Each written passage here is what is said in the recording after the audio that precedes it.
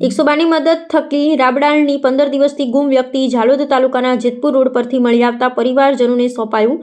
દાહોદ જિલ્લાના ઝાલોદ તાલુકાના જેતપુર રોડ પર એક અજાણ્યો અને અસ્થિર માનસિક સ્થિતિ ધરાવતો વ્યક્તિ મળી આવેલો હતો। સ્થાનિક લોકો દ્વારા તાત્કાલિક 112 ઇમરજન્સી સેવાને જાણ કરવામાં આવી। જાણ મળતા જ 112ની ટીમ તાત્કાલિક ઘટના સ્થળે પહોંચીને પરિસ્થિતિને સંવેદનશીલ રીતે સંભાળી જરૂરી કાર્યવાહી હાથ ધરવામાં આવી।